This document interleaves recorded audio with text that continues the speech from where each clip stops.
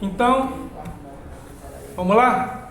Eu falei semana passada sobre nossos primeiros problemas sociológicos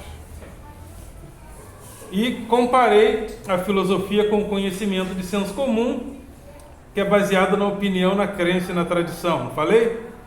A opinião é de fórum íntimo e cada um tem a sua. O melhor time do mundo é o Vascão. Minha opinião. A crença é aquele comportamento que nós adquirimos pelos nossos hábitos e vivências, como a interpretação feminina que o homem não presta. Não é isso, é que ela teve uma experiência pessoal e transferiu para todos os homens do planeta, da mesma maneira como dizer que mulher tudo mercenária também é uma crença, né? Nossas experiências pessoais não reproduzem a realidade como um todo. E a tradição, que é o conhecimento que passa de geração para geração, como meu pai me ensinou a ser vascaíno, me tornei feliz por causa disso, e agora transmito isso para vocês transferirem, né, para as gerações de vocês. Então, o conhecimento de senso comum todos têm, você não precisa ir à escola, à faculdade ou se formar para tê-lo. Aí falei do significado de sociologia, palavra que significa estudo sobre as sociedades. Evidentemente, um estudo específico que começa por volta do século XIX, com a necessidade de se estudar a nova configuração política do mundo, depois da Revolução Francesa e depois da Revolução Industrial. Com a Revolução Francesa, o mundo político se torna mais complexo, porque não é mais um rei absoluto que manda e os súditos obedecem apenas. O mundo começa a se configurar de uma maneira mais plural por causa da aparição da República. Antigamente, o poder de governar estava na mão do soberano, do rei, né, que tinha um poder mais absoluto. E o povo simplesmente trabalhava para esse rei. De repente surge um grupo chamado a burguesia, que começa a ocupar os burgos, as primeiras cidades, e eles começam a negociar, a enriquecer e a ganhar dinheiro com a comercialização de um mundo que aparecia a partir das grandes navegações. Novos continentes são descobertos e abre-se a perspectiva da aparição de novos poderosos, porque muita gente começa a enriquecer e começa a questionar, porque só o rei poderia abrir mercados internacionais. A burguesia começa a querer também participar de uma fatia maior desse bolo. Isso vai criando uma sociedade mais complexa que começa a querer a república. A república é diferente da monarquia. O poder de governar era do rei e da sua família. A república abre a perspectiva de uma república mais participativa. República significa res public. E com a Revolução Industrial, as pessoas vêm para as cidades e começam a habitar os grandes centros urbanos. Aí surgem os primeiros problemas sociológicos, problemas políticos, também republicanos, e problemas urbanos. Temos problemas urbanos, por exemplo, na cidade de Belford Roxo, não temos? Ou Belford Roxo é uma Paris do Rio de Janeiro? Acho que é um pouquinho diferente. Belford Roxo de alguma cidade suíça, deve ser um pouquinho diferente. Então, Belford Roxo, por exemplo, tem problemas urbanos, problemas de ruas mais ou menos esburacadas, ali em torno do centro da cidade. Há problemas em alguns bairros de iluminação. Em Babi, por exemplo, há pouco tempo atrás, quando eu dava aula lá, não tinha poste de luz em algumas ruas, né? Então os moradores colocavam alguns paus eles mesmos para iluminar a rua. Então problemas urbanos Esses problemas urbanos se tornam os primeiros problemas sociológicos a partir do século XIX. Hoje em dia a gente convive com esses problemas, mas eles não existiam como problemas sociológicos antes do século XIX. Aí surgem os primeiros sociólogos, os primeiros pensadores para pensar nossos problemas urbanos. Nossos problemas urbanos são difíceis de resolver. Como resolver o problema habitacional do Rio de Janeiro? O Rio de Janeiro tem a locação mais cara, ou uma das mais caras do Brasil, mas penso que seja a mais cara. Se você alugar uma cabeça de porco em qualquer lugar do Rio de Janeiro, você paga os olhos da cara. É caro morar, é caro pagar aluguel. E uma das soluções para isso foi colocar as pessoas mais pobres nos morros.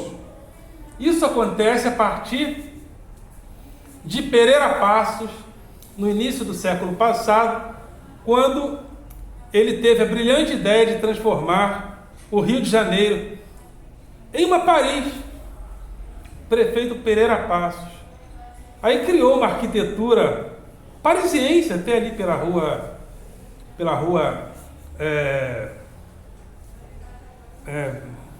Rio Branco, Avenida Rio Branco. Se você já viu o Teatro Municipal? O Teatro Municipal tem uma arquitetura parisiense daquele início do século passado, chamada de Art Nouveau e Art Deco. A Biblioteca Municipal também. Então ele resolveu criar uma Paris no Brasil, chamada Rio de Janeiro. Só que no Rio de Janeiro as pessoas mais pobres moravam embaixo. Quem morava no morro não eram os mais pobres, eram os mais ricos, que também moravam nos morros, porque eles se sentiam mais seguros, dava para ver a invasão dos inimigos, até os inimigos chegarem, teria que passar pelos mais pobres. Então, os mais ricos moravam no morro. E outras coisas que os mais ricos faziam era jogar seus dejetos, ou seja, o cocô nosso de cada dia, jogava nos pobres. E o Rio de Janeiro foi considerada a cidade da morte. Era muito fácil morrer no Rio. O Rio era mal saneado. Havia muita bosta na cidade. E os mais ricos jogavam, o cocô nosso de cada dia para baixo. E havia a ideia de que a chuva leva. Não tem problema, a chuva leva. Então, são problemas urbanos que até hoje a gente não está conseguindo. Esses problemas urbanos criou problemas de segurança, porque a bandidagem se apropriou desses lugares, porque o Estado não chega com a presença constante da polícia, não chega com cultura, não chega com educação, não chega com desporto, não chega com nada. Aí a bandidagem se apropriou desses lugares. Para a polícia entrar é um parto normal, sem útero, parto normal sem útero, imagina. E para a polícia entrar é um problema. É um problema urbano. Como a gente vai resolver esse problema? Eu não tenho solução, nenhum político tem solução a curto, médio e longo prazo para isso. Vocês são novos, vocês não lembram das UPPs não, né? Você lembra das UPPs? Foi uma tentativa de solução. Na época o governador era o Sérgio Cabral.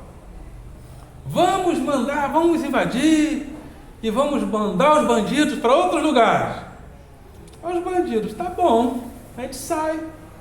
Aí agora a gente vai para Belford Roxo, Nova Iguaçu. Aí aquilo que era um problema dos morros do Rio, agora se tornou um problema da Baixada. Aí eu fui numa cidadezinha que eu fui criado, saí de lá, agora estou com 51 anos, saí de lá com pareço 18, parece que eu tenho 18, mas eu tenho 51. Aí eu fui a Barra do Piraí, há poucos dias. Aí, Barra do Piraí é uma cidade pequenininha, de 500 mil habitantes no máximo. Aí eu falei, vamos dar um passeio, a minha prima. Quê? Você vai dar um passeio em Barra do Piraí? Onde você vai? Aí eu falei, eu vou no Morro do Gama, no Morro da Caixa d'Água. Ela falou, não é a mesma coisa, mas não. Agora o Morro do Gama, o Morro da Caixa d'Água, já está ocupado também. Ou seja, os caras saíram da UPP daqui e foram para Barra do Piraí, para a Baixada. Ou seja, olha que problema urbano sério. Quem vai resolver esse problema? Então, os problemas urbanos, eles são problemas sociológicos, que começaram lá no século XIX, na Revolução Francesa e na Revolução Industrial, e vieram para cá. E esses problemas urbanos que nós temos é também devido à hiperocupação das cidades. As cidades são hiperocupadas. Por quê? Porque antes da Revolução Industrial, as pessoas moravam no interior. E no Brasil, a Revolução Industrial começou em 1937, com Getúlio Vargas, e as pessoas saíram dos interiores do Brasil e vieram para São Paulo, Rio de Janeiro. Com certeza vocês que estão aqui, se vocês fizeram uma pesquisa lá no passado de vocês, eu creio que a maioria dos parentes de vocês vieram do interior, do Nordeste, do interior do estado do Rio de Janeiro, e vieram para cá para trabalhar. Né? Meu sogro trabalhou na construção da ponte Rio-Niterói e na construção do Maracanã. Ele veio do Nordeste para trabalhar aqui. Então, nossos problemas urbanos são problemas de difícil solução. Esses problemas de difícil solução são também problemas sociológicos, que a gente pode analisar em vários aspectos. Que a gente vai analisar, e isso já foi pensado lá no passado por esses pensadores que eu coloquei aqui. Augusto Comte, Émile Durkheim, Max Weber e Karl Marx. Augusto Comte criou o conceito de física social, porque ele entendia que a sociedade deveria ser tratada como se fosse um elemento da natureza. Como a gente estuda um elemento da natureza? Observando, né? E esses elementos da natureza têm movimentos regulares. O movimento da célula é um movimento regular. Quando esse movimento sai de órbita, a pessoa pode ter câncer. E Augusto Comte pensou, vamos pensar na sociedade de uma maneira específica, cientificamente. Aí ele criou o conceito de física social. A física observa o movimento dos corpos. Ele falou, então vamos observar a sociedade para ver como ela se organiza, como ela funciona. Aí ele dividiu a sociedade em teológica, metafísica e científica. Teológica, quando as pessoas entendiam que a natureza, que a sociedade e a natureza era organizada pelos deuses. Quando inventaram a filosofia, passamos à fase metafísica, né? Começamos a perguntar pelo ser. E, na atualidade, segundo Augusto Comte, precisamos organizar a sociedade como se ela fosse um elemento físico, como se ela fosse um elemento da natureza a ser observado fisicamente. E esse movimento, chamado positivismo lógico, influenciou, inclusive, a República do Brasil. Na bandeira do Brasil está escrito Ordem e Progresso. Quem criou essa frase foi Augusto Comte. Só que ele falou amor, ordem e progresso. A gente esqueceu do amor, ficou só com a ordem e progresso. E lá no bairro da Glória tem uma igreja chamada Igreja Positivista. A Igreja Positivista era uma igreja para cultuar a ciência, e os santos são os homens da ciência. Então Augusto Comte criou esse conceito de física social. Émile Durkheim criou o conceito de instituição social. Precisamos ter instituições sociais fortes para a sociedade ser bem organizada. Então precisamos pensar na família como uma instituição social austera. Precisamos pensar no Estado como uma instituição social correta. Precisamos pensar na polícia como uma instituição social correta, porque, segundo Émile Durkheim, nós precisamos nos organizar em torno de instituições sociais fortes. Vocês agora, por exemplo, estão numa instituição social. A escola. A escola representa o quê? Representa a inclusão. Todo mundo aqui quer ser alguém na vida, não quer? Então, se alguém quer ser alguém na vida, como a gente costuma falar, ninguém é ninguém na vida, né? Mas, fica à vontade. É troca de tempo agora, porque o horário é reduzido, porque Tá. hoje tem conselho de classe. Tá, então eu vou até agora, né? Você agora vai passar 3 aqui do lado aqui. Ok. Você é lá, Então, na semana que vem, a gente continua falando sobre as instituições sociais. Mas só para fechar, então, Max Weber falou sobre ações sociais, ações que são sociais. Vir para a escola é uma ação social. Quando a gente vem para a escola, a gente vem para corresponder uma expectativa social. Choveu, você corre para o abrigo, isso já não é uma ação social. Por quê? Não há uma expectativa social que você vá para o abrigo quando chove. E também... Aí pode contar sobre a ponte, como é que constrói? Sobre a ponte lá. Qual ponte? De Niterói, o senhor falou. O meu sogro, eu não sei os detalhes de como foi. Foi um projeto de engenharia muito interessante. Mas ele trabalhou como pedreiro lá, Pô, né? a ponte é grandona, sei lá, eu não sabia como é que... Morreu várias gente também. Não, morreu muita gente. Foi um negócio sério ali. Então, e Karl Marx falou da classe social. Toda a sociedade se organiza em classes sociais. Por exemplo, eu faço parte de uma classe social. Eu sou milionário. Não sei se dá para perceber. Eu sou rico pra caramba. Eu não ando com a minha Ferrari porque eu não gosto de ficar me exibindo. Eu não sou exibido, então eu deixo a Ferrari em casa. Porque, né, senão eu já sou bonito. Ferrari, pô, as mina pira, né? Então, é isso. Karl Marx pensou, então, em classes sociais. Mas semana que vem a gente continua falando sobre esse assunto. Valeu!